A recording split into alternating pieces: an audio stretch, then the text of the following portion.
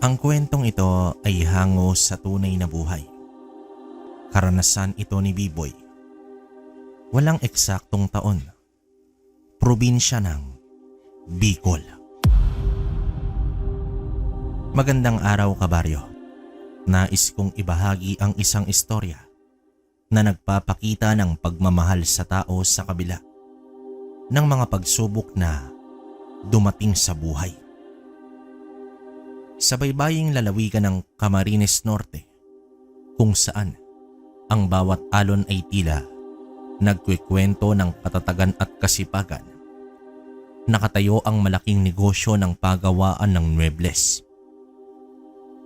Si B-Boy ang nag-iisang anak ng respetadong kapitan, ang siyang nasa likod ng makina ng negosyong ito.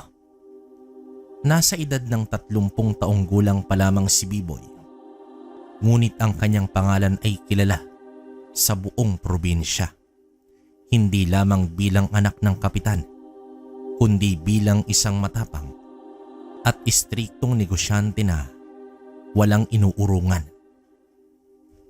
Mula naman pagkabata ay sinanay na si B-Boy ng kanyang amang si Erbesto sa hirap at tiyaga. Naaalala pa niya ang kanyang kabataan. Sa halip na maglaro ay nasa pagawaan siya. Nag-aaral ng iba't ibang uri ng kahoy at nakikinig sa bawat hampas ng martilyo at tunog ng lagari. Hindi naman ito naging madali, ngunit unti-unting nahubog ang kanyang pagkatao sa isang disiplinadong individual na may matinding dedikasyon sa kanyang gawain. Anak, masaya ako na may interest ka din sa ating negosyo. Simula nang pumanaw ang iyong ina, wala akong naging katuwang sa negosyo. Mabuti naman at meron na ngayon sa pamamagitan mo. Nais kong pagtuunan mo ng pansin ang bawat sulok ng ating negosyo. Dahil sa iyo din naman ito mapupunta. Wika dito ni Ernesto habang nakatanaw sa malaking pagawaan. Masaya din po ako, Itay, na nagtitiwala po kayo sa akin. Gusto ko din talaga ang trabahong ito. Asahan niyo po ang aking suporta at hindi ko po kayo bibigoyin. Tugon naman dito ni B-Boy habang nakangiti. Pagdating ng panahon na ipinasa na sa kanya ang pamamahala ng pagawaan, lalong lumabas ang kanyang pagiging istrikto. Sa kanyang pananaw, ang kalidad ng produkto at ang disiplina sa trabaho ay hindi dapat isakripisyo. Bawat piraso ng muebles na lumalabas sa kanilang pagawaan ay dapat na 100% perpekto. At bawat manggagawa ay dapat na sumunod sa itinakdang pamantayan. Marami ang natatakot sa kanya dahil sa kanyang tikas at pagiging direktang magsalita. Walang paligoy-ligoy kung may mali. Sasabihin niya ito ng harapan at walang takot. Ngunit sa kabila nito, alam ng kanyang mga empleyado na ang kanyang pagiging istrikto ay para sa ikabubuti ng lahat, para sa kalidad ng kanilang gawa at para sa patuloy na pag-unlad ng negosyo. Isang araw, isang malaking order ang dumating mula naman sa isang kilalang hotel sa Maynila. Ito ang pinakamalaking proyekto na kanilang hahawakan. Naging abala noon ang pagawaan at bawat manggagawa ay nagtatrabaho ng walang tigil. Sa gitna ng kaguluhan, napansin ni B-Boy na ang ilang manggagawa na nagmamadali at tila hindi gaanong iniingatan ang mga materyales. Agad niyang ipinatawag ang mga ito. Ano ang inyong ginagawa? Hindi ito karera. Ang mahalaga ay ang kalidad. Kung magpapatuloy kayo sa ganyang pagmamadali, masisira lang ang ating reputasyon. Hindi ko hayaang lumabas ang produkto na hindi perpekto mula sa ating pagawaan.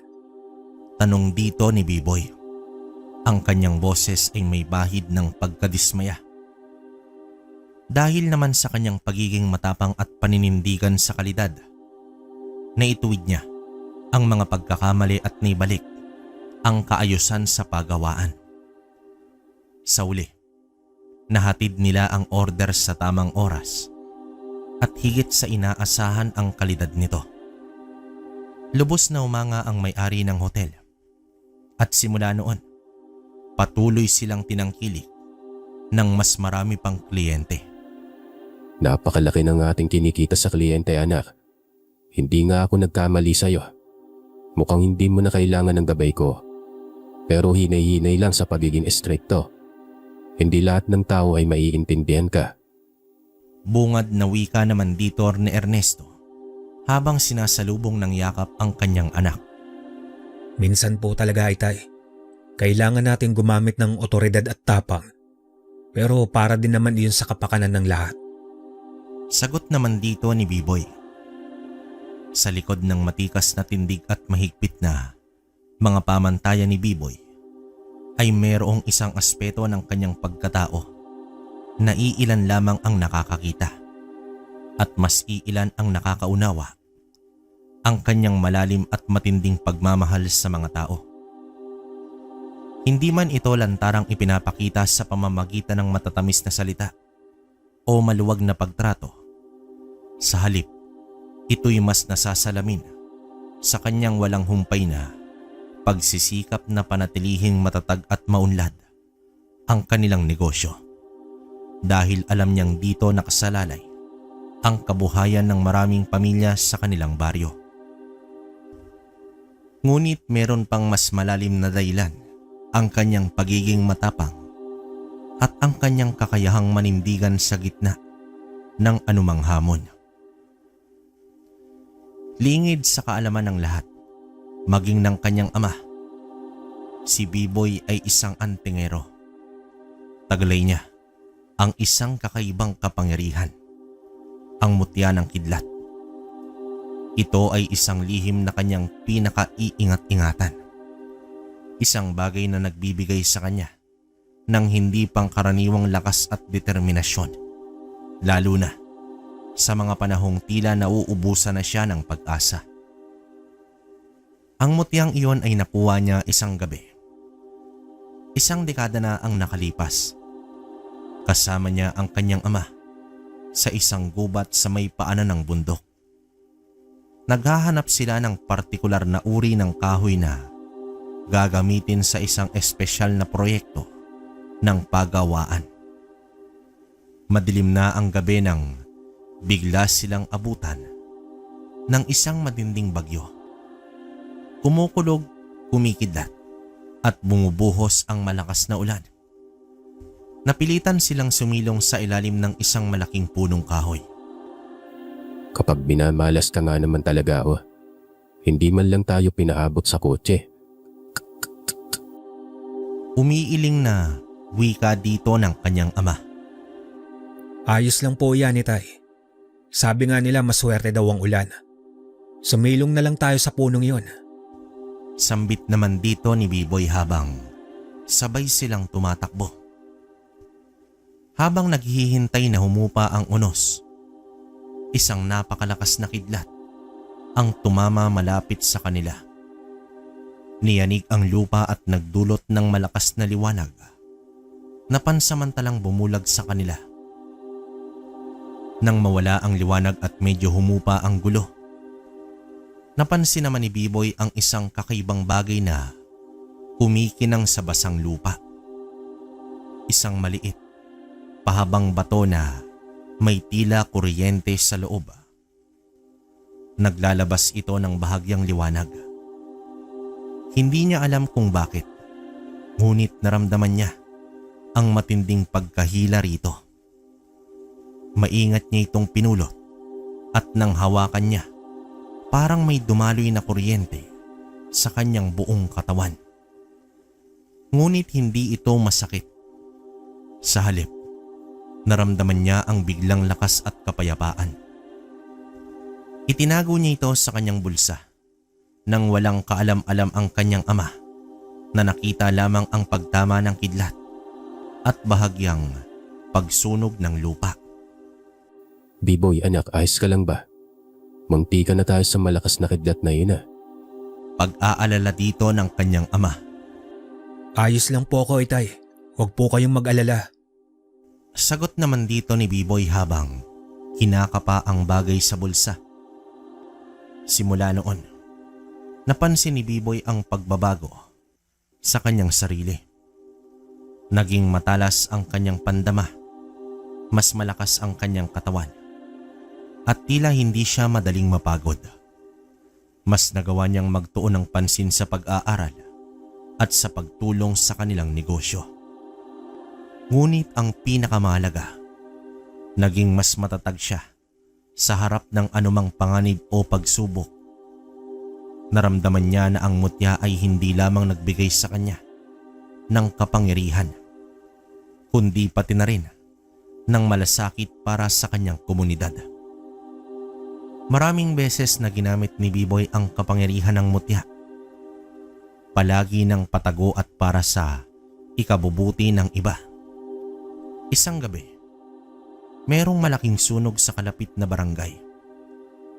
Mabilis na kumalat ang apoy dahil sa malakas na hangin, habang ang lahat ay nagkakagulo at natataranta. Sumugod si B-boy sa lugar, kasama ang kanyang mga tauhan at ilang bolontaryo. Nakita niya ang isang matandang babae na nakulong sa kanyang bahay na noon ay nasusunog na. Walang sino man ang makalapit dahil sa tindi ng init at apoy. Sa loob ng ilang sandali, tila naramdaman ni B-boy ang init na kidlat na dumadaloy sa kanyang ugat. Sa isang iglap, tumalon siya sa direksyon ng nasusunog na bahay. Ang kanyang katawan ay tila nilalamutak ng apoy, ngunit hindi ito nasusunog. Gamit ang hindi pangkaraniwang lakas, binuhat niya ang isang nakaharang na kahoy at mabilis na iniligtas ang matandang babae. Dinala sa ligtas na lugar bago pa man tuluyang gumuho ang bahay. Hindi niya ipinaliwanag kung papaano niya nagawa iyon. Sinabi lamang niya na hindi ka pwedeng mag-alinlangan kapag buhay ang nakataya. Dahil sa insidenteng yon, lalong tumibay ang respeto ng mga tao kay B-boy. Hindi nila alam ang kanyang lihim, ngunit nakita nila ang kanyang nagawa. Nagkaroon ng mga bulungan na tila may kakaibang proteksyon ito. Ngunit walang sino man ang naglakas loob na tanungin siya ng direkta. B-boy anak, nahihibang ka na ba? Bakit mo yung ginawa? Paano kung ikaw ang napahamak? Paano kung nawala ka sa akin? Pag-aalala ng ama na may tensyon sa boses nito. Itay, hindi ko lang po talaga kaya na walang gagawin. Lalo na sa tingin ko ay kaya ko pa naman mailigtas. Tsaka tapos na po at maayos po ako. Wala po akong galos, walang paso. Pagpapakalma ni B-boy sa kanyang ama. Sa negosyo naman, patuloy ang pagiging istrikto ni B-boy. Isang beses, may dumating na malaking order mula sa isang mayamang negosyante sa Maynila. Ngunit napakaliit ng panahon para matapos ito. Halos imposible noon ang deadline. Ang ilan sa kanyang mga tauhan ay nag-alinlangan at gusto nang sumuko. Ngunit si B-boy, bitbit ang mutya na nakatago sa kanyang bulsa, ay hindi nawala ng pag-asa. Sa mga gabing yon, matapos ang maghapong trabaho, si B-boy mismo ang nananatili sa paggawaan. Gamit ang kanyang pambihirang bilis at lakas na binibigay ng mutya, tinatapos niya ang mga bahaging nangangailangan ng mas matinding atensyon at bilis. Siya ang gumugupit ng mga pinakamatigas na kahoy ng walang kahirap-hirap. Siya rin ang nagbubuhat ng mga mabibigat na materyales na parang mga balahibo lamang. Walang nakakapansin sa kanyang kakaibang bilis sa gabi, dahil tinitiyak niyang siya lang ang nagtatrabaho kapag nakauwi na ang lahat. Nagtataka naman ang kanyang mga manggagawa kung papaano niya natatapos ang maraming gawain sa napakaliit na panahon. Ngunit ipinapasa niya lamang ito sa pagiging disiplinado at masipag. Ang katotohanan, ang mutya ng kidlat ang nagbibigay sa kanya ng enerhiya at kakayahang lampasan ang mga normal na limitasyon ng tao. Sa uli, natapos ang order sa takdang panahon at muling humanga ang kliyente sa bilis at kalidad ng kanilang serbisyo. Ito ang nagpapatunay sa lahat na ang pagiging istrikto ni B-Boy ay may kaakibat na dedikasyon at pagmamalasakit. Hindi niya ito ginagawa para sa kanyang sarili, kundi para sa ikakaganda ng buhay ng lahat ng umaasa sa kanilang munting negosyo. Ang bawat patak ng pawis at bawat desisyon niya ay ginagabayan ng pagnanais na protektahan at paglingkuran ang kanyang komunidad. Ang mutya ng kidlat ay nananatiling lihim ni B-Boy. Ito ang kanyang pinagmumulan ng lakas, hindi lamang pisikal, kundi pati na rin ang kanyang moral na kumpas. Ito ang nagpapaalala sa kanya na tunay na kapangyarihan ay hindi sa pagkontrol sa iba, kundi sa kakayahang maglingkod at protektahan ang mga tao na mahal mo sa buhay. At sa bawat bagyo na dumarating sa baryo, alam ni B-Boy na handa na siya, hindi lang bilang anak ng kapitan at may-ari ng pagawaan, kundi bilang isang lihim na tagapagtanggol na may puso para sa kanyang mga kababayan. Ang kanyang pagiging matapang at istrikto ay hindi hadlang sa kanyang pagmamahal. Bagkus ay manifestasyon ito. Isang pagmamahal na may ngit-ngit ng kidlat, handang ipagtanggol ang kanyang komunidad sa anumang unos. Sa kabila ng kanyang matinding kapangyarihan at pagiging abala sa negosyo, si B-Boy ay may isang taong lihim na sinusumpungan upang pagtanungan at makipag-usap tungkol sa mga kakaibang bagay na tanging siya lang ang nakakaunawa. Si Mang Ondoy, isang matandang manggagamot na nakatira sa paanan ng bundok sa isang kubo na napapalibutan ng makapal na gubat at halaman. Kilala si Mang Ondoy sa kanyang kaalaman sa mga halamang gamot at sa kanyang kakayahang makakita ng mga bagay na lampas sa karaniwang paningin ng tao. Siya rin ang tanging tao na pinagkakatiwalaan ni B-Boy tungkol sa mutya ng kidlat. Paminsan-minsan, lalo na kapag lumalamig ang gabi at walang masyadong kliyente sa pagawaan, si B-Boy ay palihim na naglalakad patungo naman sa kubo ni Mang Ondoy. Malapit na sa kanya ang matanda. Tila isang pangalawang ama o isang matalinong lolo na nagbibigay ng patnubay. Sa mga pagbisitang ito, ibinabahagi ni B-Boy ang kanyang mga karanasan at ang kakaibang pakiramdam na hatid ng mutya. Si Mang Ondoy naman ay nakikinig ng mabuti. Ang kanyang mga mata ay tila nakikita ang kaibuturan ng kaluluwa ni B-Boy. Isang gabi, habang nakaupo sila sa labas ng kubo, ang tanging ilaw ay nagmumula sa maliit na siga at sa mga bituin. Nagtanong naman si B-Boy tungkol sa lumalaganap na balita sa ilang kalapit na barangay.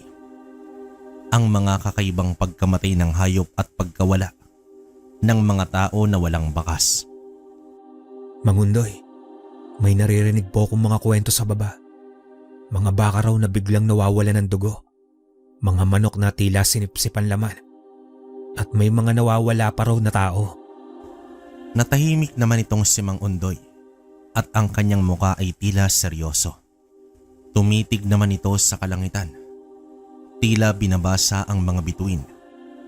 Pagkatapos ng mahabang katahimikan, humarap ito kay Biboy at nagwika ng, Biboy, ang mga kwentong iyan ay hindi lamang basta kwento. Ito ay isang babala. Pagsisimula naman dito ni Mang Undoy, ang kanyang boses ay mababa at malalim. Babala po? Ng ano? Babala ng mga nilalang na matagal nang naninirahan sa kadiliman. Ngunit ngayon ay tila naglalakas loob ng magpakita. Ang mga nilalang na kung tawagin ay aswang. Napakislot si Biboy. Bata pa lang siya ay narinig niya na ang mga kwento tungkol sa mga aswang.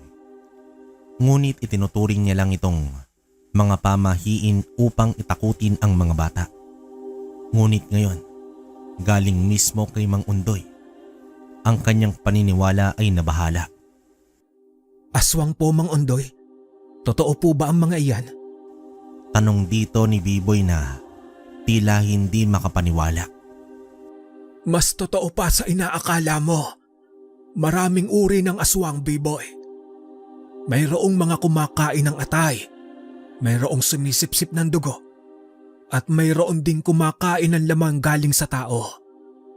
Ang mga insidenteng naririnig mo ay tanda ng kanilang pagdating at paglaganap. Ang mga hayop ay nagiging biktima nila sa simula bago sila lumipat sa mga tao. Ang mga aswang ay may kakayahang magpalit ng anyo. Maaari silang maging pamilyar na tao o kahit anong hayop. Ngunit mayroon silang isang kahinaan. Ang kanilang mga puso ay puno ng kasamaan at ang kanilang presensya ay nagdudulot ng takot at karamdaman. Pero bakit po sila ngayon lang nagpapakita, Mang Undoy? Dahil nanghihina ang mga proteksyon na inilagay ng mga sinaunang tao. Ang modernong mundo ay nagiging dahilan para makalimutan ng mga tao ang mga lumang kaugalian at proteksyon. At sa paghina ng paniniwala at pagkakaisa, lumalakas ang mga nilalang ng dilim. Proteksyon mula sa mga sinaunang tao? Paniniwala at pagkakaisa? Oo. At ikaw, Biboy, sa iyong pagiging antingero, sa iyong tangan na mutya ng kidlat, mayroon kang malaking responsibilidad. Ikaw ay mas sensitibo sa kanilang presensya. Kung makaramdam ka ng matinding lamig o kakaibang takot na hindi maipaliwanag, mag-ingat ka. Lalo na sa mga gabi na may buwan. Ang mutya mo ay isang malakas na proteksyon at sandata laban sa kanila. Ang kidlat ay simbolo ng liwanag at enerhiya. Ang mga aswang ay nilalang ng kadiliman. Ngunit tandaan mo, Biboy, ang laban sa kanila ay hindi lamang sa lakas. Kailangan mo rin ng malalim na pananampalataya, malinis na puso at matinding pagmamahal sa iyong kapwa. Dahil ang pagmamahal na iyan ang magbibigay sa iyo ng tunay na proteksyon na hindi kayang sirain ng anumang kasamaan. Biglang lumakas ang ihip ng hangin at narinig ni Biboy ang huni ng mga kuliglig na tila naging malalim na ungol. Naramdaman niya ang malamig na hangin na dumadaloy sa kanyang leeg. Hindi niya na ito itinuring na ordinaryong hangin.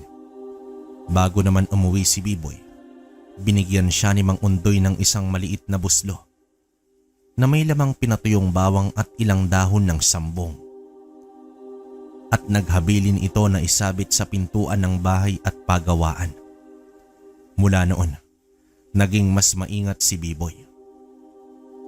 Habang nagpapatuloy ang kanyang buhay bilang negosyante, ang babala ni Mang Undoy ay palaging nasa kanyang isipan. Sa bawat pagdinig niya ng balita tungkol sa mga nawawalang tao o mga kakaibang insidente, lalong lumalakas ang kanyang pagbabantay. Madalas ay dinadalaw niya ang mga barangay na apektado sa dilim ng gabi, naglalakad ng tahimik, handang gamitin ang kanyang kapangyarihan kung kinakailangan. Ang gabi ay balot ng kakaibang katahimikan. Ang huni ng mga kuliglig na dati musika sa gubat ay naging mas matalim at tila nagbababala. Naglalakad si Biboy sa madilim na bahagi ng kakawyan. Ang mutya ng kidlat ay mahinang nagliliwanag sa kanyang palad. Nagbibigay ng kakaibang init at lakas. Naramdaman niya ang matinding lamig na bumabalot noon sa paligid. Ang kaba na unti-unting gumagapang sa kanyang dibdib.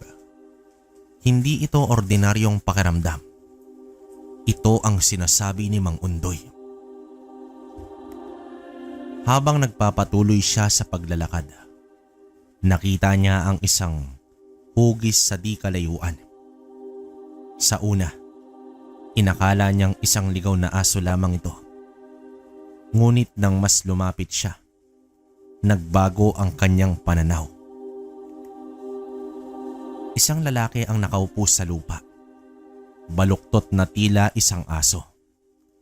Ang kanyang likod ay bahagyang kuba at ang kanyang mga braso ay nakasuporta sa lupa na parang mga paa ng hayop. Nakatingala ito sa buwan na bahagyang sinisinagan ng ulap.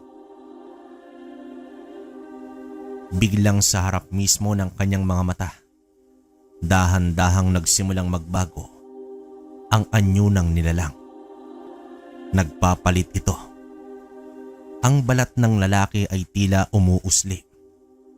Lumalaki ang kanyang panga at ang kanyang mga kamay at paa ay tinubuan ng mahabang kuko.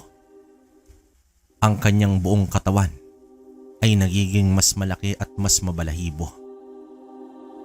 Ang ilong nito ay humaba at nagkaroon ng nguso at ang kanyang mga mata ay nanliit at naging mapula. Sa loob lamang ng ilang segundo, ang lalaking nakaupo na parang aso ay naging isang malaking itim na baboy ramo na may tila ngising nakakapanindig balahibo. Parang binuhusan ng malamig na tubig si Biboy. Ang mutya sa kanyang palad ay tila nawala ng init. Ang kanyang mga paa ay dumikit sa lupa at ang kanyang mga braso ay hindi niya maihiga. Ang lahat ng tapang at determinasyon na kanyang taglay ay tila nawala sa isang iglap. Sa unang pagkakataon, sa kanyang buhay na may kakayanan na siyang depensahan ang sarili at ang iba, ay naramdaman niya ang matinding takot. Ang kanyang puso ay lumundag sa kanyang dibdib. Ang bawat tibok ay parang martilyo na humahampas sa kanyang tenga. Anong nangyayari sa akin? Bakit hindi ako makagalaw? Bulong niya sa kanyang sarili. Ang baboy ramo ay naglabas ng kakaibang ungol. Hindi tunog ng hayop, kundi isang tunog na tila naglalabas ng kasamaan. Hindi naman siya nakakilos. Nakatitig lamang siya sa nagpapalit na anyo ng aswang sa loob ng ilang sandali. Na parang mga minuto, nawala na lamang sa paningin niya ang aswang. Tila ito ay natunaw sa dilim ng kakawyan. Iniwan si Biboy na nanginginig at hirap huminga. Nang matauhan ito, dahan-dahan siyang lumakad pauwi. Ang kanyang isip ay gulong-gulo. Paano nangyari iyon? Siya si Biboy, ang kilalang matapang at istrikto, ay nabalot ng takot at hindi nakakilos. Ang mutya ng kidlat ay nasa kanya, ngunit bakit hindi niya ito nagamit? Bakit siya nabigla at tila hindi nakagalaw? Kinabukasan, maaga pa ay nilusong na ni Biboy ang daan patungo sa kubo ni Mang Undoy. Ang pagkabigla at pagkadismaya sa kanyang sarili ay malinaw na may kita sa kanyang muka. Nang makarating siya, direkta niyang hinarap ang matanda. Mang Undoy, nakita ko po ang aswang kagabi. Nakita ko po ang isang lalaki na nagpalit ng anyo bilang baboy ramo. At Mang Undoy, natakot po ako. Hindi po ako nakakilos. Parang binuhusan po ko ng malamig na tubig. Nawala lang po ito sa paningin ko. At ako po ay nanatili doon. Nanginginig. Pagsisimulang wika ni B-Boy. Binalot ng katahimikan ang paligid. Si Mang Undoy ay nakikinig ng mabuti. Ang kanyang muka ay seryoso. Nang matapos itong si B-Boy, umiling lamang si Mang Undoy bago ito magsalita ng, Hindi ka dapat magtaka, B-Boy. Normal ang takot. Ang takot ay bahagi ng pagkatao, lalo na sa mga nilalang na iyan. Ang kanilang presensya ay nagdudulot ng takot para hindi ka makakilos. Para madali ka nilang makuha. Ang kanilang kapangyarihan ay hindi lamang pisikal, kundi pati na rin sa pagmamanipula ng iyong isip at emosyon. Ngunit ikaw, B-Boy, ay mayroong kakayahan na malampasan ang takot na iyan. Ang iyong mutya ay nagbibigay sa iyo ng lakas. Ngunit hindi nito aalisin ang takot sa iyo. Ang mutya ay isang kasangkapan. Ikaw ang gagamit nito. At ang pagdaig sa takot ay isang bagay na kailangan mong gawin sa iyong sarili. wika naman dito ni Mang Undoy. Ang kanyang boses ay malumanay ngunit puno ito ng kaalaman. Binigyan ni Mang Undoy si B-Boy ng isang uri ng anting-anting. Isang maliit na, tila palawit na gawa sa kahoy ng nara at balot ng pinatuyong dahon ng bayabas. Pinasuot niya ito sa leeg ng binata bilang tanda na hindi siya dapat matakot at may kakayahan siyang labanan ang kasamaan. Isang paalala ang anting-anting at nagbibigay lakas ng loob. Umuwi naman si B-Boy na may bagong pag-unawa. Ngunit hindi siya susuko. Ang pagkabigla ay nagbigay sa kanya ng mahalagang aral na ang laban na ito ay hindi lamang pisikal, kundi mental at emosyonal din. Ang pag-amin niya kay Mang Undoy ay isang hakbang tungo sa pagtanggap sa kanyang sarili, sa kanyang mga kahinaan at sa kanyang mga lakas. Mula noon, naging mas mapagmatyag si B-Boy.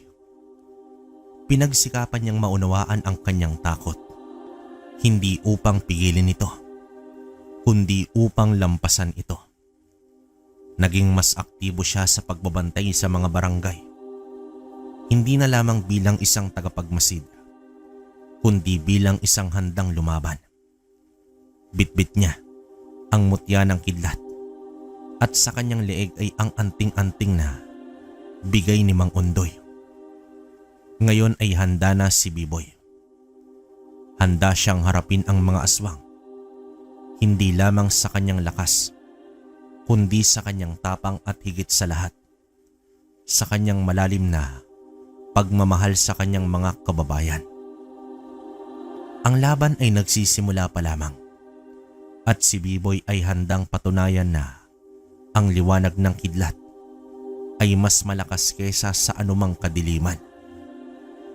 Ilang linggo matapos ang kanyang nakakatakot na karanasan, pilit binabalik ni B-Boy ang kanyang dating tikas at determinasyon. Ang mga aral ni Mang Undoy ay sariwa pa sa kanyang isip. Nagpatuloy naman siya sa pamamahala ng pagawaan. Ngunit ang kanyang mga mata ay naging mas mapagmatyag. Ang kanyang pandinig ay mas matalas sa bawat balita at bulungan sa loob ng kanilang probinsya. Madalas niyang isinusuot ang anting-anting na bigay ni Mang Undoy. Isang patuloy na paalala ng kanyang pananagutan at ng laban na kinakaharap niya. Kamusta ka na, B-Boy? May takot pa rin ba sa iyong puso? Wala na po, Mang Undoy. Napagtanto ko po na dapat gampanan ko ang aking pagiging isang antingero. Narito ko upang kontrahin ang kasamaan, hindi upang urungan. Isang hapon, habang nag-i-inspeksyon siya ng mga bagong gawang mesa, napansin niya ang isa sa kanyang pinakamasipag na tauhan, si Mang Tunying, na tila balisa at hindi makapagtuon sa kanyang trabaho. Ang dating masayahing si Mang Tunying ay nakayuko. Ang kanyang balikat ay tila pasan ang bigat ng mundo. Lumapit naman si Biboy. Pinatawag ni Biboy si Mang Tunying sa kanyang opisina at doon nito kinausap ng maayos. Ayon sa kanyang trabahador, hindi niya maiwasan ang maging matamlay dahil sa kalungkutan. Kagabi lamang kasi ay napaslang ang kanyang ina at ayon sa mga kapitbahay na nakakita, may umatake daw na kakaibang nilalang na animoy hayop ngunit hindi nila matukoy kung anong uri ng parang baboy ramo. At ang ikinagulat pa nila, sinipsip ng nilalang ang dugo ng matandang babae. Sa pagkarinig ng mga salitang kakaibang hayop at malaking baboy ramo at sinipsip ang dugo, parang kidlat na tumama sa isip ni Biboy ang babala ni Mang Undoy. Ang takot na naranasan niya sa may kagubatan ay muling sumilay. Ngunit sa pagkakataong ito, sinamahan ito ng isang matinding nag-aapoy na galit. Hindi lamang ito galit para sa kanyang sarili, kundi galit para sa kanyang tauhan, sa kanyang komunidad, at sa inosenteng ina ni Mang Tunying. Ang pagmamahal niya sa mga tao ang nagpaliyab sa galit nito. Nang gabing yun, hindi naman mapakali itong si Biboy. Ang mutya ng kidlat sa kanyang bulsa ay tila umiinit at ang anting-anting ni Mang Undoy sa kanyang leeg ay tila nagpupumiglas. Ang takot ay nanatili ngunit ngayon ay nilamon ito ng isang mas malalim na emosyon, ang pagnanais na maghiganti, na protektahan ang kanyang mga kababayan at wakasan ang mga nilalang na naghahasik ng lagim. Pinaghandaan ni Biboy ang kanyang sarili. Sinigurado niyang walang sino man ang makakapansin sa kanyang pag-alis. Bitbit naman ang mutya. Isang malalim na paghinga ang pinakawalan niya bago lumabas ng kanilang bahay at tahimik na naglakad patungo sa lugar ng insidente. Ang tahanan ng namayapang ina ni Mang Tunying. Sa pagdating niya sa lugar, madilim at tahimik ang paligid. Ang hangin ay mabigat, tila nagdadala ng kalungkutan at takot. Sinimulan niyang libutin ang paligid. Ang kanyang mga mata ay matalas na naghahanap ng anumang senyales. Naramdaman niya ang malamig na simoy ng hangin. Ang parehong pakiramdam na naranasan niya noong una niyang nakita ang aswang. Ngunit ngayon, sa halip na takot, nag-aapoy ang kanyang dibdib sa galit. Maraming oras siyang naglakad. Gabi-gabi, sinusuyod ang mga kakawyan at bakanting lote sa paligid ng baryo. Mabuti at napadalaw ka. Pero gabing-gabi na. Hinahanap ko po ang pumaslang sa ina ni Mang Tunying. Dumiretso na lang ako dito upang bisitahin ka po. Pero hindi ako sigurado kung mahagilap ko pa ang demonyong iyon, Mang Undoy. Hindi basta-basta umaalis ang aswang sa isang lugar. Lalo na kung wala itong banta sa kanilang buhay. Alam kong matyetsyempohan mo rin ang nilalang na iyon. 2 gabing nabigo itong si Biboy. Ngunit sa ikatlong gabi, habang naglalakad siya sa isang madilim at masukal na bahagi, nakita niya ito. Isang malaking itim na baboy ramo ang nakaupo sa gitna ng mga matataas na damo. Ang kanyang mga mata ay nanlilisik sa dilim at ang kanyang malaking nguso ay tila nakangiti. Hindi ito ordinaryong baboy ramo. Mas malaki ito kesa sa pangkaraniwan. At ang kanyang anyo ay mayroong kakaibang dilim. Ito ang nilalang na kumitil sa buhay ng ina ni Mang Tunying. Ito ang aswang sa pagkakataong ito, walang takot na nakapigil kay B-Boy. Ang galit ang nagtulak sa kanya. Hindi ito nag-alinlangan. Dahan-dahan niyang inilabas ang mutya ng kidlat sa kanyang bulsa. Sa kanyang palad naman, naglabas ito ng matinding liwanag. Mas maliwanag kesa sa dati. At ang kuryente na dumadaloy sa kanyang katawan, nagpapasigla sa bawat ugat.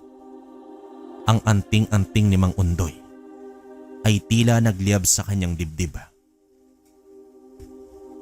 Sinigawan ito ni B-Boy. Ang kanyang boses ay malakas at puno ng galit. Pumailan lang sa katahimikan ng gabi. Ang baboy ramo ay lumingon. Ang kanyang mga mata ay nanlaki naman sa gulat. Hindi nito inaasahan na meron pang taong maglalakas loob na harapin ito. Sa isang iglap, tumayo ang aswang. Ang kanyang malalaking ngipin ay naglabas ng mga pangil at naglabas ito ng isang malakas na ungol na tila nanggagaling sa impyerno. Sa unang pagkakataon, nakipagsagupa si B-Boy sa isang aswang. Sumugod ang aswang. Ang kanyang mga pangil ay handang sumakmal. Ngunit si B-Boy ay handa. Gamit ang bilis at lakas na bigay ng mutya, umiwas ito. Ang kanyang mga kamao ay kumikislap sa liwanag ng kidlat. Dito hinampas niya ang aswang sa tagiliran. Ang kanyang suntok ay may lakas ng isang kidlat. Umungol naman ang aswang na yon sa sobrang sakit at itinulak si B-Boy gamit ang kanyang nguso. Ngunit hindi sumuko itong si B-Boy. Ang galit sa kanyang puso ay nagbigay sa kanya ng hindi kapani-paniwalang tibay. Sa bawat atake ng aswang, umiiwas siya at sa bawat pag-iwas, gumaganti naman siya. Hinawakan niya ang isang braso nito at sa isang iglap, dumaloy ang kuryente mula sa kanyang kamay patungo sa katawan ng nilalang. Sumigaw ang aswang. Isang tunog na tila naghahalo ang huni ng hayop at ang sigaw ng tao. Napansin ni B-Boy na sa bawat pagtama ng kuryente mula sa mutya, nagbabago ang anyo ng aswang. Nagiging mas tao. Pagkatapos ay muling nagiging baboy ramo. Tila nagpupumiglas ang kapangyarihan nito. Ito ang sinasabi ni Mang Undoy. Ang kanilang kahinaan ay ang kanilang kawalan ng pananampalataya at ang kanilang pagiging nilalang ng kadiliman. Ang liwanag ng kidlat ay sumusunog sa kanilang kasamaan. Sa isang pagkakataon, nang sumugod muli ang aswang, nagkaroon ng pagkakataon si B-Boy. Sa isang matinding lakas, itinulak niya ang mutya sa dibdib ng aswang. Isang napakalakas na kidlat ang lumabas mula sa mutya. Tumagos ito sa katawan ng nilalang. Umungol noon ang aswang. Nag-aapoy at sa loob ng ilang sandali, nagsimula itong magbago ng mabilis. Ang anyo ng baboy ramo ay unti-unting nawala at ang lalaki ay lumabas sa kanyang katawan. Umiiyak naman ito sa sobrang sakit. Hindi nagtagal. Ang lalaking yon ay naging abo at nawala na lamang sa hangin. Ang madilim na presensya ay ganun din na nawala at ang katahimikan ng gabi ay bumalik. Ngunit ngayon ay may kasamang kakaibang kapayapaan. Nanginginig naman si B-Boy, hindi sa takot kundi sa matinding pagod at sa emosyon na kanyang naranasan. Nakita niya ang epekto ng kanyang kapangyarihan. Nakita niya ang tunay na kasamaan at nilabanan niya ito. Ang galit ay humupa at ang naiwan ay isang pakiramdam ng kalungkutan para sa namayapang ina ni Mang Tunying. Ngunit sinamahan ito ng isang matinding determinasyon. Makalipas ang unang sagupa ni Biboy sa isang aswang, tila nagbukas na ang bagong kabanata sa kanyang buhay. Sa mga sumunod na panahon, lumipas ang mga buwan. Naging mas madalas ang kanyang paghaharap sa mga nilalang ng dilim. Nakailang engkwentro na rin itong si Biboy. Minsan isang tikbalang na nagpapanggap na naligaw na manlalakbay ang kanyang pinabagsak sa bakuran ng pagawaan. Sa ibang pagkakataon naman, isang tiktik na nagtatago sa puno ng balete ang kanyang pinigilan bago pa man makapanakit. Bagaman may mga pagkakataong dumadanas siya ng sugat at pagod, ang kanyang pagmamahal sa kanyang mga kababayan ang patuloy na nagbibigay sa kanya ng lakas. Isang umaga, habang nag-aayos ng mga dokumento sa kanyang opisina, biglang nakaramdam si Biboy ng kakaibang kaba. Ang kanyang puso ay tila humihigpit at ang mutya ay bahagyang umiinit. Alam niyang may kailangan siyang puntahan. Agad niyang ipinagbilin ang pagawaan sa kanyang katiwala at dali-daling nagtungo sa kubo ni Mang Undoy. Naabutan niya naman si Mang Undoy na nakaupo sa labas ng kanyang kubo. Ang kanyang mga mata ay nakapikit. May malalim na pag-aalala sa mukha ng matanda. Nang lumapit itong si Biboy, nagmulat ng mata si Mang Undoy at nagwika ito. Alam kong darating ka, Biboy. May nakita akong pangitain. Sabi naman dito ni Mang Undoy. Ang kanyang boses ay tila may bahid ng pangamba. Ano po iyon, Mang Undoy? Tanong naman dito ni Biboy na umupo na sa tapat ni Mang Undoy. Isang nakakatakot na pangitain, Biboy. Nakita ko ang isang dilim na bumabalot sa buong baryo. Hindi ito ordinaryong aswang. Mas malaki, mas matanda, at mas makapangyarihan kaysa lahat ng iyong nakaharap. Ito ay isang gabunan. Sagot dito ni Mang Undoy.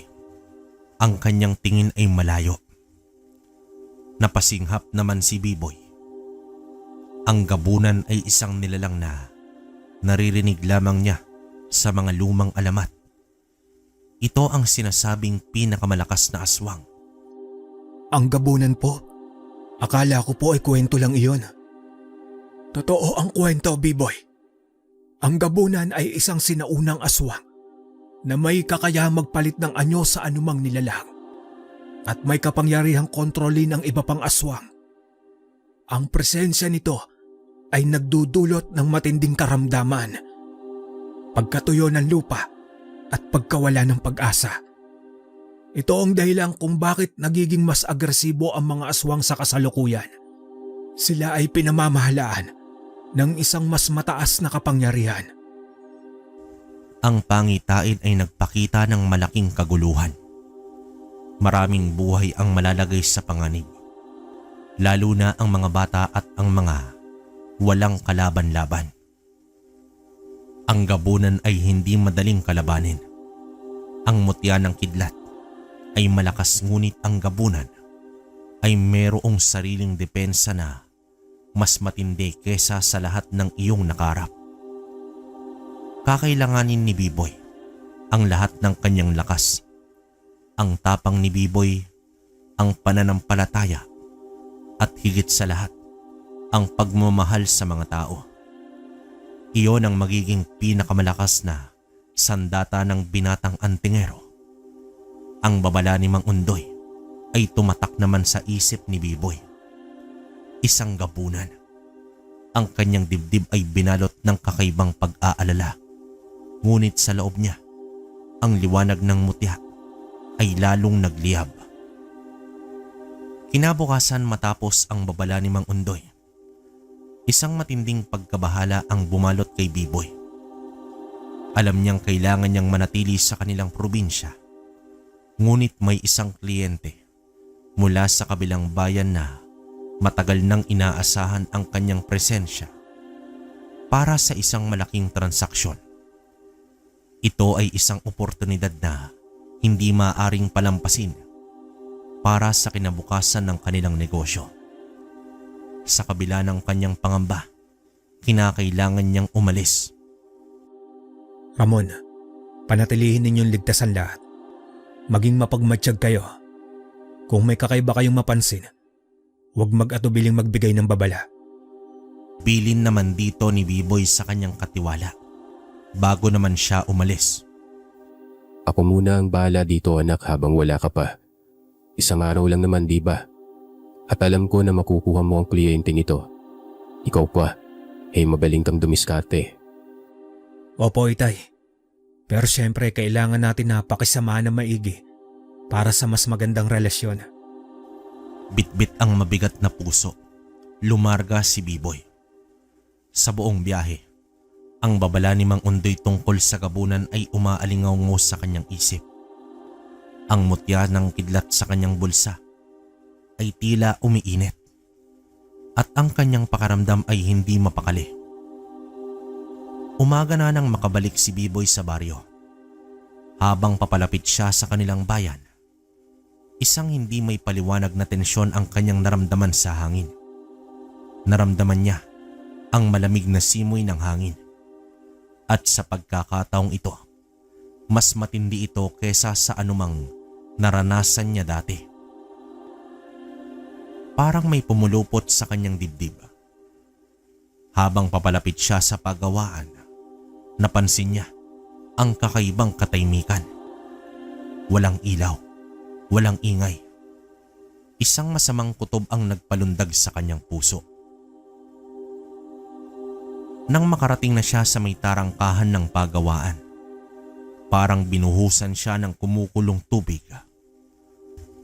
Ang dating abala at buhay na pasilidad ay ngayon wasak at sira na. Ang bubong ay may malaking butas. Ang mga dingding ay gumuho. At ang mga gawang muebles ay nagkakalat at nadurog. Ang tarangkahan ay nakabukas at tila binagsak. Sa kanyang pagpasok, bumulaga sa kanya ang nakakahindig na tanawin. Dumanak ang dugo at ang mga bangkay ng kanilang mga tauhan ang nakakalat sa lupa.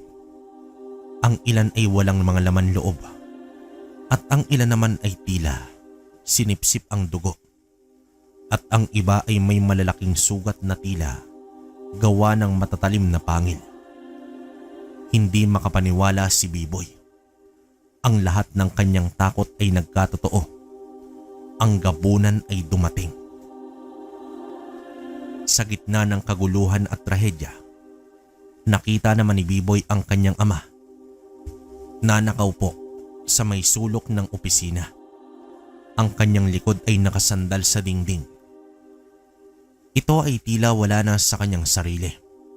Nanginginig. Ang kanyang mga mata ay nanlalaki rin sa takot. Agad na lumapit si B-Boy. Ang kanyang puso ay nabibiyak sa sakit at galit. Itay, ano po ang nangyari? Tanong naman dito ng binata sa kanyang ama. Pilit na itinaas ng kapitan ang kanyang tingin. Ang kanyang mga mata ay lumuluha bago ito nagwika ng, B-Boy anak,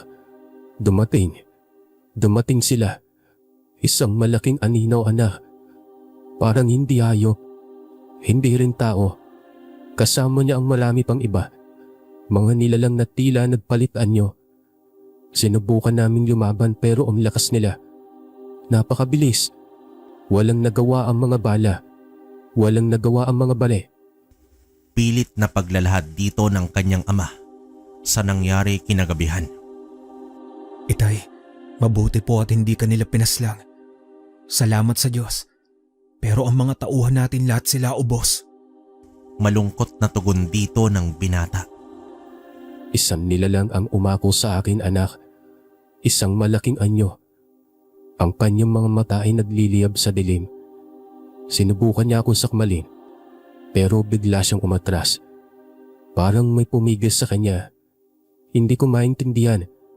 Pagkatapos noon, parang nawala na lang sila sa dilim at iniwang kami sa ganitong kaguluhan. Dito niyakap ni B-Boy ang kanyang ama. Ang kanyang puso ay puno ng matinding galit at lungkot. Ang gabunan. Ito ang pinakauling babala ni Mang Undoy. Ang nilalang na ito ay personal na umatake at iniwan ang kanilang pagawaan na isang patunay ng kanyang matinding kapangyarihan. Sa mga sandaling yon, ang takot ay tuluyang napalitan ng isang nag-aapoy na determinasyon. Tumingin si Biboy sa mga bangkay ng kanyang mga tauhan, sa kanyang nasirang pagawaan at sa nanginginig niyang ama. Ang pag-atake ng gabunan sa pagawaan ay nagpabago sa buhay ni Biboy sa isang iglap. Ang dating abala at maunlad na negosyo ay ngayon giba-giba na. Ang mga tauhan niya ay pinaslang at ang kanyang ama ay labis na naapektuhan ng trahedya.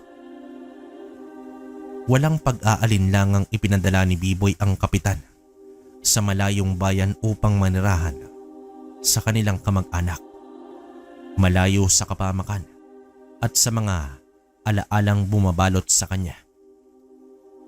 Hindi naman ito naging madali para kay Biboy, na sanay na laging may kasama sa buhay. Ngunit kailangan niyang gawin ito para sa kaligtasan ng kanyang ama. Namuhay si Biboy ng mag-isa sa kanilang bahay. Ang katahimikan ay tila nakakapagpamanhid. Ang dati puno na buhay ng tahanan ay ngayon balot ng lungkot at galit. Wala na siyang negosyo na pinamamahalaan. Wala na siyang tauhan na aalagaan. Ngayon, ang kanyang tanging layunin ay ang paghihigante at ang pagprotekta sa nalalabi niyang komunidad. Ang mutya ng kidlat ay hindi na lamang isang lihim na kapangyarihan. Ito ay naging kanyang tanging kasama at sandata. Gabi-gabi, nagbabantay si Biboy. Walang takot na pumipigil sa kanya. Tanging pagnanais na matagpuan ang nilalang at nagdulot ito ng matinding pinsala sa kanyang buhay. Isang gabi, habang nakatayo si Biboy sa beranda ng kanilang bahay, ang kanyang mga mata ay matalas na nakatitig sa dilim. Napansin niya ang isang kakaibang anyo sa tuktok ng isang malaking puno ng akasya. Sa simula, inakala niyang isa lamang itong malaking ibon. Ngunit nang gumalaw ito, napagtanto niya na ang katotohanan. Isang nilalang na may anyong tao ang nakaupo sa may sanga. Ang kanyang likod ay bahagyang kuba. Ang kanyang mga kuko ay mahaba at matatalim. At ang kanyang mga mata ay nagliliyab sa dilim. Ang pinakakapansin-pansin ay ang kanyang mahaba at maputing buhok na sumasayaw sa ihip ng hangin, tila mga ulap na gumagalaw. Nagkatitigan sila. Walang takot sa mga mata ni Biboy. Tanging galit at determinasyon. Ang gabunan ay ngumiti. Isang ngiti na puno ng kasamaan. Ang kanyang boses ay malamig at tila nagmumula sa kailaliman ng gubat. Ngunit malinaw na umabot kay Biboy. Nagulat naman si Biboy sa pagpapakilala ng nilalang. Narinig na rin niya ang pangalan ni Garudo sa mga lumang kwento. Ang pinakapaboritong kampon ng mga aswang. Ang kanilang pinakamalakas na pinuno. Biboy, ako si Garudo. At ikaw ang pumuksa sa aking mga kampon. Ang aking mga anak. Ang aking mga sundalo. Sabi naman dito ng gabunan. Ang kanyang boses ay tila bumubulong lamang sa hangin. Ang mga nilalang na iyon ay mga halimaw. Pinatay nila ang mga inosenteng tao. Sinira nila ang buhay ng marami. Sigaw naman dito ni Biboy. Ang kanyang galit ay lumiliyab. Sila ay nagtatrabaho lamang. At ikaw, Biboy, ay nakialam. Kaya ngayon, Kailangan mong pagbayaran ng iyong mga kasalanan. Nandito ako para sa paghihiganti. Dahil sa pagpaslang mo sa aking mga kampon, haharapin mo ang aking kapangyarihan at sisiguraduhin kong wala nang matitira sa iyo at sa iyong pinoprotektahan. Sabi naman dito ni Garudo. Matapos ang paghaharap nila ay lumisan na itong si Garudo. Ang mga salita nito ay may mga banta para sa darating na digmaan. Ang hangin ay naging mas malamig. Alam ni Biboy na ang kanyang pagharap kay Garudo ay hindi lamang isang laban para sa kanyang buhay, kundi para sa kaligtasan ng buong baryo. Hanggang sa dumating ang gabi at kasama nito ang isang nakakapanindig balahibong katahimikan. Ang mga aso nun ay umungol at ang mga ibon ay nagsitahimik. Nasa labas lamang si Biboy, nagbabantay. Ang mutya ng kidlat ay mahigpit na hawak sa kanyang kamao. Tila handa ito sa anumang mangyayari. Hindi nagtagal, isang malakas na huni ang umalingaw mula naman sa malayo. Sinusundan ng sunod-sunod na ungol at malakas na paglipad. Ito na, nagsimula na ang pag-atake ng mga kampon ni Garudo. Mula naman sa kadiliman ng gubat, bumuhos ang iba't ibang uri ng aswang. Ang kanilang mga mata ay nagliliyab sa pula at ang kanilang pag-uugali ay puno ng brutalidad. Sumalubong si Biboy sa kanila. Ang kanyang katawan ay pinag-apoy ng galit at ng kapangyarihan ng mutya. Ang unang lumapit ay isang grupo ng mga aswang na nagpalit anyo bilang mga malalaking aso.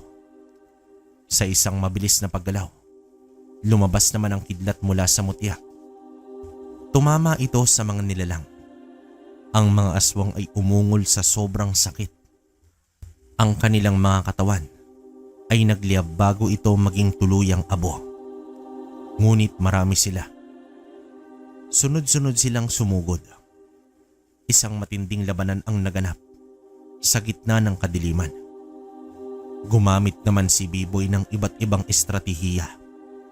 Kung minsan, umaatras ito upang makaipon ng lakas at magbibigay ng mas malakas na pag-atake. Kung minsan naman, sumusugod siya. Ang bawat suntok ay mayroong lakas ng kidlat. Isang tikbalang ang tumalon sa kanya. Ang kanyang mga kamay ay handang sumakmal. Ngunit mabilis itong si Biboy.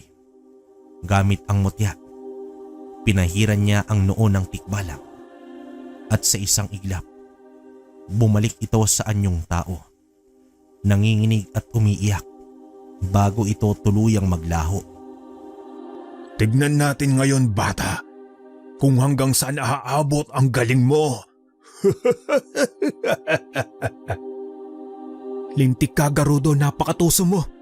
Huwag mong idamay ang mga tao. Wala silang kinalaman dito. Anong wala? Sila nga ang dahilan kung bakit ka nangialam sa amin.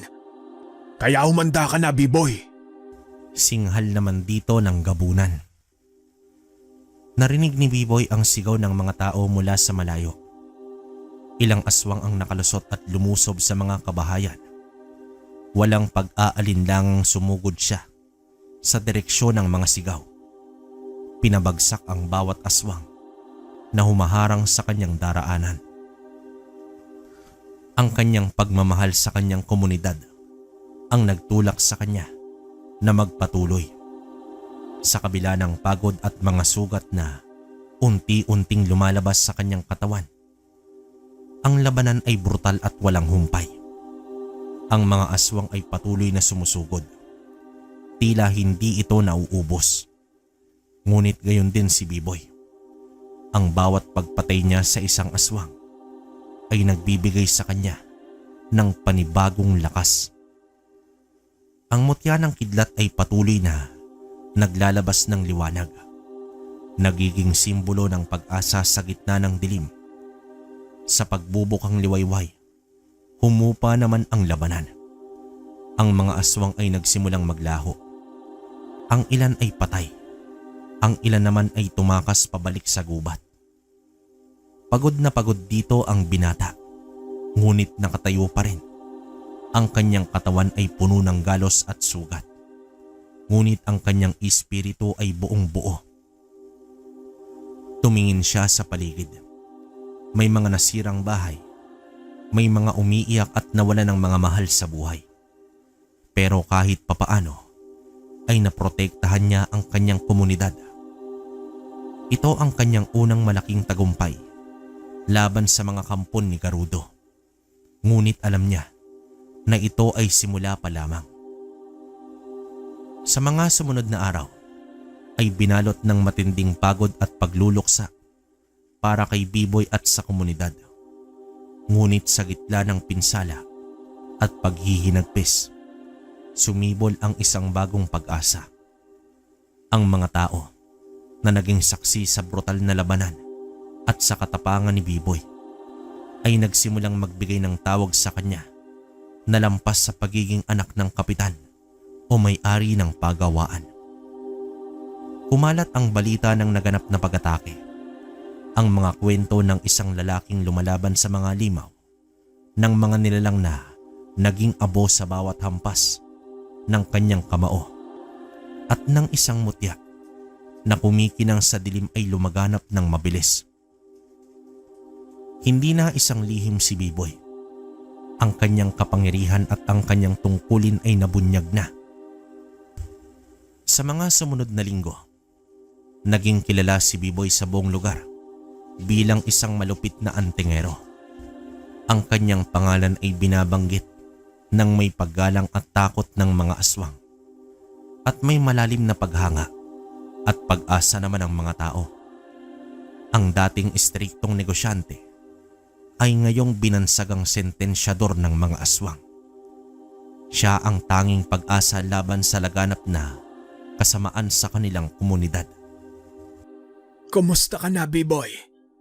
Alam ko na mabigat sa iyo ang mga nagdaang pangyayari. Pero kailangan mong magpakatatag. Tama po kayo, Mangundoy. Napakasakit po. Hindi lang nila winasak ang kabuhayan namin. Winasak at sinira din nila ang buhay ng mga tao sa baryo. Pagbabayarin ko po silang lahat. Sa tuwing merong balita ng mga kakaibang insidente o merong mga nakakakita ng mga anino sa dilim, si Biboy ang tinatawag. Siya ang sumasagot sa bawat hiyaw ng tulong. Naglalakad ng walang takot sa mga madilim na kakawyan at liblib na lugar. Sa bawat laban, lalo siyang nagiging matalas, mas mabilis at mas epektibo. Ang mutya ng kidlat ay naging karugtong na ng kanyang kaluluwa. Ang bawat kislap nito ay simbolo ng pag-asa. Hindi naging madali ang bagong buhay ni Biboy. Ang pagkawala ng kanyang negosyo at ang pagkakahiwalay niya sa kanyang ama ay nag-iwan ng malalim na sugat.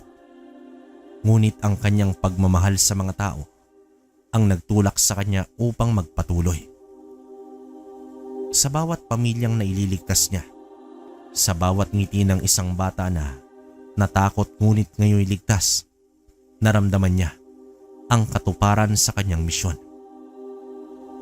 Ang kanyang pagiging istrikto na dati para sa kalidad ng Nuebles ay ngayon isang bahagi na ng kanyang pagiging sentensyador. Istrikto ito sa pagpapatupad sa kanyang tungkulin. Istrikto sa pagsunod sa mga babala ni Mang Undoy at istrikto sa pagbuksa ng kasamaan. Wala siyang sinasanto. Kung merong aswang na manghahas na lumapit, haharapin niya ito ng walang pag-aalinlangan at walang awa.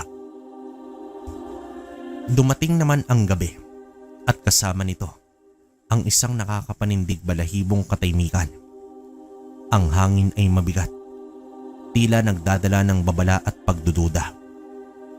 Sa buong baryo, ang mga tao naman ay naghanda. Ang mga pintuan ay maigpit na isinara. Ang mga ilaw ay pinatay. At ang mga dasal ay pabulong na binibigkas. Lahat ay naghihintay ang muling pagbabalik ni Garudo at ng kanyang mga kampon at ang muling paghaharap sa sentensyador. Nakatayo naman si Biboy sa gitna ng baryo.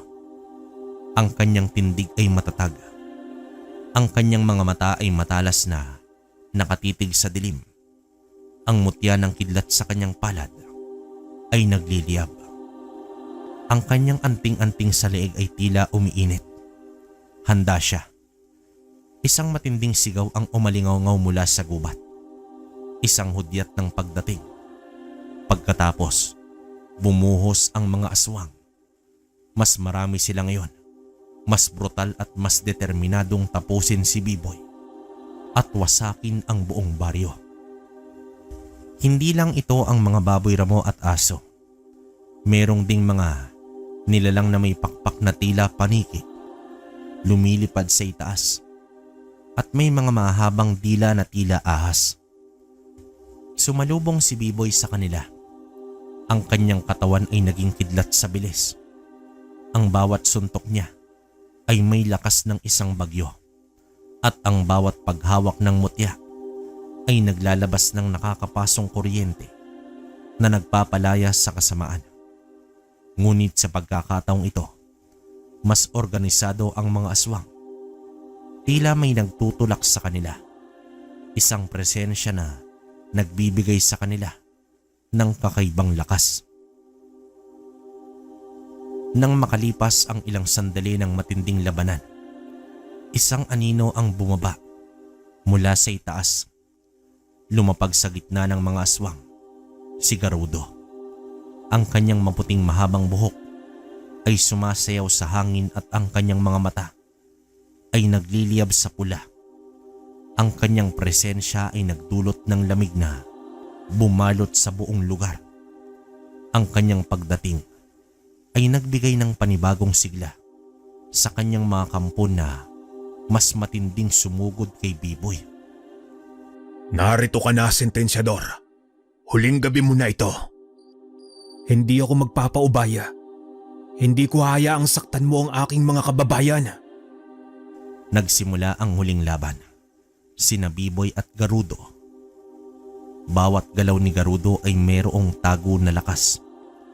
Ang kanyang mga kuko ay matatalim at ang kanyang mga malalaking braso ay kayang magdulot ng malakas na ihip ng hangin na nagpapatumba naman kay Biboy. Ang mga aswang ay patuloy na sumusugod. Sinasamantala ang bawat pagkakataon upang saktan ang binata. Sa kabila ng kanyang matinding pagod at mga sugat, hindi sumuko si Biboy.